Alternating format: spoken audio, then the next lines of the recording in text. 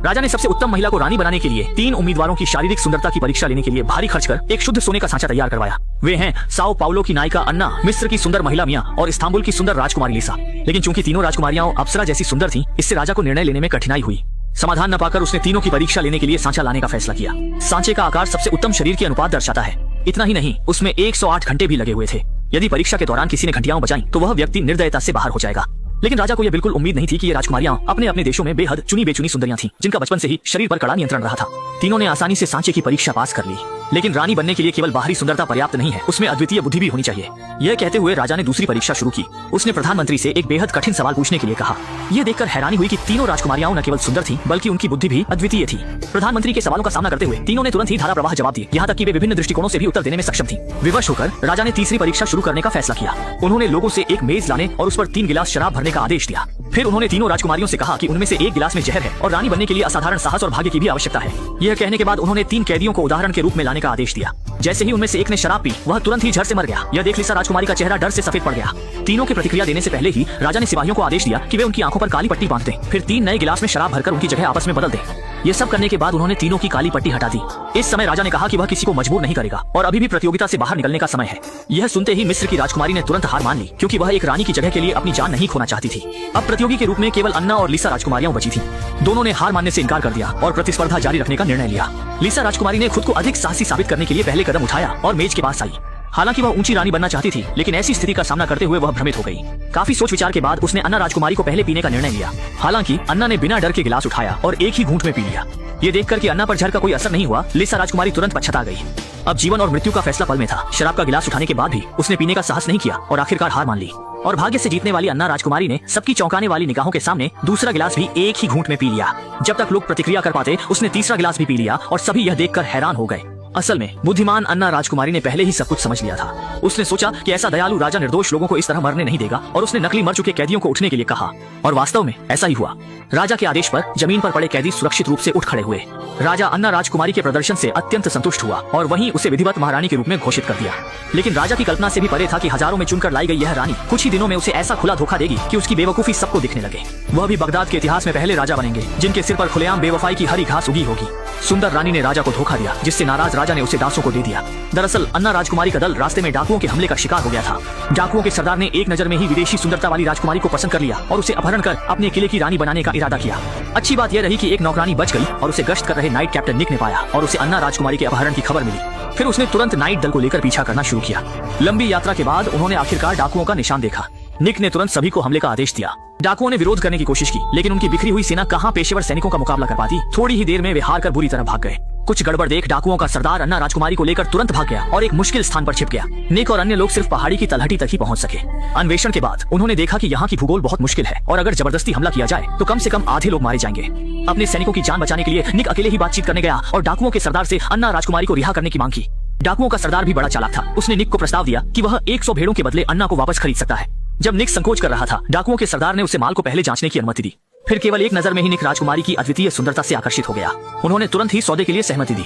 जब डाकू वहां से चले गए तो निक ने अन्ना राजकुमारी का नकाब हटाया।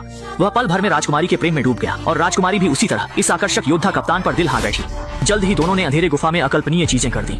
अगले दिन निक ने राजकुमारी को बगदाद ले जाने का जिम्मा लिया ताकि वह रानी की प्रतियोगिता में भाग ले सके। महल में प्रवेश करने से पहले अन्ना राजकुमारी ने निक के साथ भागने की इच्छा जताई। उसे तो उस बकवास रानी की बिल्कुल भी इच्छा नहीं थी, लेकिन निक को लगा कि इस तरह का कार्य बगदाद के राजा को नाराज कर सकता है और संभवतः दोनों देशों के बीच युद्ध शुरू हो सकता है।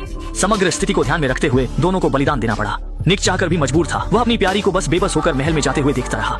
आखिरकार अन्ना ने सफलतापूर्वक रानी की प्रतियोगिता जीती और राजा की रानी बन गई। यह दृश्य देखकर निक का दिल टूट गया, क्योंकि प्रेमी युगल एक साथ नहीं रह सकते थे और यह उसे मारने से भी अधिक दर्दनाक था। उस दिन के बाद से निक बिल्कुल टूट गया और रोज रोज शराब के सहारे अपना गम भुलाने के लिए वेश्यालयों में डूबा रहने लगा। निक को लगा था कि वह अब जीवन भर कभी अन्ना से नहीं मिल पाएगा, लेकिन जिस दिन मिशन दल लौटने वाला था उसी दिन अन्ना की दासी उसे ढूंढती हुई आ गई। असल में अन्ना निक के जाने से पहले उसे आखिरी बार देखना चाहती थी। उत्साहित निक ने तुरंत ही खुद को एक हिजड़ा के रूप में प्रच्छन्न कर अन्ना के कमरे में प्रवेश कर लिया। प्रेमी युगल जैसे ही मिले तुरंत ही एक दूसरे को गले लगा लिया। लेकिन यह दृश्य अचानक उस समय राजा ने देख लिया जो राजकुमारी से मिलने आया था। उन्होंने तुरंत ही गार्ड को प्रेमी युगल को घेरने का आदेश दिया। गुस्से में राजा ने तुरंत ही अन्ना को सार्वजनिक रूप से कठोर दंड देने का आदेश दिया, लेकिन निक को छोड़ दिया। क्योंकि वह चाहता था कि निक जीवन से भी बुरा अनुभव करे। बहुत जल्द अन्ना को सजा के मंच पर लाया गया। उसे कुल 82 बार कोड़े खाने थे। हालांकि बगदाद के कानून के अनुसार अन्य व्यक्ति को दंड के लिए बदलने की अनुमति है। यह सुनकर निक ने तुरंत ही अन्ना की जगह यह कठोर दंड स्वीकार करने का निर्णय लिया। हालांकि निक एक मजबूत व्यक्ति था और 99 कोड़े खाने के बाद भी अडिग रहा नहीं की। ऐना की आंखों में गहरी तड़प थी। यह देखकर राजा को बहुत गुस्सा आया और उसने गुस्से में फिर से आदेश दिया कि ऐना को गुलामों के बीच फेंक दिया जाए ताकि वह अपनी मर्जी से जीवित रह सके। यह सुनकर गुलाम बहुत खुश हुए और तुरंत ही इस खूबसूरत राजकुमारी को उठा ले गए और ऐना ने निराशा भरी चीख निकाली। जब गुलाम ऐना को वापस लाकर उसका लाभ उठाने ही वाले थे, तब निक के शूरवीरों ने समय पर पहुंचकर राजकुमारी ऐना को गुलामों से बचाया और निक और ऐना को शहर के बाहर ले गए। दोनों को लगा कि वे आखिरकार एक साथ हो सकते हैं, लेकिन उन्हें पता नहीं था कि यह सब राजा के नियंत्रण में है। निक ने जो कठोर सजा सहन की थी, उसके कारण वह जल्दी ही इतना कमजोर हो गया कि चल नहीं पा रहा था। और भी बुरा यह था कि उनकी जीवन रेखा, पानी का थैला भी तीर से छिद गया। दोनों को तुरंत समझ में आ गया कि यह राजा का काम है, जिसने उन्हें छोड़ने का इरादा नहीं किया है, बल्कि इस तरीके से उनका मजाक उड़ाया। पानी की आपूर्ति खो देने के कारण कमजोर निक जल्दी ही सहन नहीं कर सका और जमीन पर गिर पड़ा, चल नहीं सका। यह दृश्य देखकर ऐना का दिल टूट गया और मजबूर होकर उसने निक को छोड़ दिया और अकेले ही पानी के स्रोत की तलाश में निकल पड़ी। कौन जानता था कि जैसे ही उसने पानी का स्रोत पाया, राजा उसके सामने प्रकट हुआ और ऐना से कहा कि यदि वह निक को छोड़ देती है तो वह उसे बिना किसी नाराजगी के लौटने देगा और उसे फिर से सम्मानित रानी बनने देगा। लेकिन ऐना का दिल पक्का था। उसने अपने जीवन में सिर्फ निक को प्यार किया है और वह कभी भी किसी फालतू की रानी नहीं बनेगी। लेकिन तभी राजा ने उसकी ओर सोने की ईंटों से भरी एक थैली फेंक दी और फिर एक बात कह गया कि वह आखिरकार लौटकर जरूर आएगा। ऐना इस काम से थोड़ी उलझन में थी, लेकिन जल्दी ही उसे सब कुछ समझ में आ गया। दोनों जब मुश्किल से एक शहर पहुंचे तो उन्हें यह विश्वास नहीं हुआ कि यहाँ तक कि उन्हें एक घूंट पानी भी नहीं मिल पा रहा था। यहाँ तक कि उनके पास मौजूद सारा सोना देने पर भी ग्रामीण राजा को नाराज करने की हिम्मत नहीं कर पाए। बिना कोई विकल्प के ऐना को लौटना पड़ा और जैसे ही वह बाहर निकली, वहाँ बहुत सारे घुड़सवार मौजूद थे। ऐसा लगता है कि राजा ने पहले ही इस स्थिति की भविष्यवाणी कर ली थी। अपने प्यारे व्यक्ति को बचाने के लिए उसे राजा के सामने वापस आना पड़ा और राजा अब भी उसे बहुत पसंद करता था। एक समझौते की शर्त के रूप में उसने तुरंत मुख्य चिकित्सक को निक का इलाज करने के लिए बुलाया। जब निक बेहोशी से जागा और उसे पता चला कि ऐना ने अपनी आजादी देकर उसकी जान बचाई है, तो वह बहुत उदास हुआ। लेकिन अब सब कुछ तय हो चुका था। मजबूर होकर निक को भी अपने दल का नेतृत्व करते हुए वापस लौटना पड़ा। ऐना को लगा कि इस जीवन में दोनों कभी नहीं मिल पाएंगे, लेकिन उसे नहीं पता था कि इस समय राजमहल पहले से ही अंदर और बाहर से संकट में है और वह और निक जल्द ही मिल सकते हैं। दरअसल राजा का सबसे विश्वसनीय जनरल इस समय गुप्त रूप से विद्रोह करने की साजिश रच रहा था। तो रात के गहरे सन्नाटे में उसने साहसपूर्वक सेना का नेतृत्व करके महल के अंदर हमला कर दिया और तेजी से महल पर कब्जा कर लिया। राजा अपनी सुरक्षा गार्ड के कवर में ही घेरा तोड़कर बाहर निकलने में सफल हुआ। उनकी योजना थी कि वे निक के देश की ओर भागें और सहायता के लिए बुलाएं। जनरल ने पूरी तरह से नष्ट करने के लिए स्वयं सेना का नेतृत्व करते हुए उनका पीछा किया।